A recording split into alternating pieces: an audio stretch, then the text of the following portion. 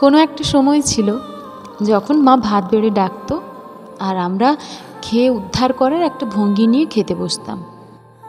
এটা খাবো না সেটা খাবো না নিয়ে কত বায়নাক্কা হয়তো দেখিয়েছি।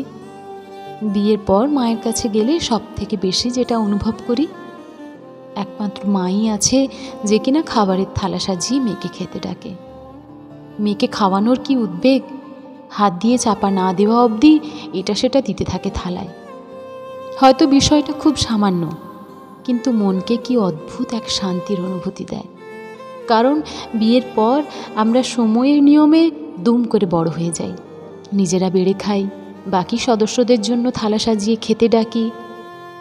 আবার দিদার বাড়ি গিয়ে দেখেছি ঠিক একইভাবে দিদা মায়ের পাশে দাঁড়িয়ে থাকে। আর একটু ঝোল আলু দি, আরেকটা মাছ নে না মা। আমি উল্টো দিকে বসে মুচকে মুচকে হাসি। কি অদ্ভুত মেয়েদের স্থানান্তর! স্ত্রী, মা, বৌমা, বৌদি, যা, ভাজ, মামি, কাকি, জেঠি, পিসি, মাসি, সমস্ত রোলে মেয়েদের ভাগে শুধু দায়িত্ব। একমাত্র মেয়ের সাজে মেয়ের একটু আরাম।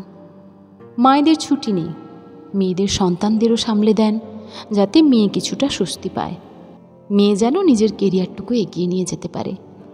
ফিরে যাওয়ার দিন যা পারে তাই ব্যাগে ভরে দেয়। খুব বিরক্ত লাগে, রাগ ধরে, কিন্তু পরক্ষণেই ভাবি এই মানুষটা ছাড়া আমার খাওয়া নিয়ে এতটা কনসার্ন হবার মতো আর কি কেউ আছে? না, স্বামী ছাড়া কারোর নাম মনে পড়ে না। কারো কারো ক্ষেত্রে তো সেটুকুও না। সামনে খুব চেঁচামেচি করে বলি, এই রকম করলে কিন্তু আর আসবো না, আর একটা ব্যাগও তুমি করবে না। মনে মনে বলি, ভাগ্যিস তুমি ছিলে।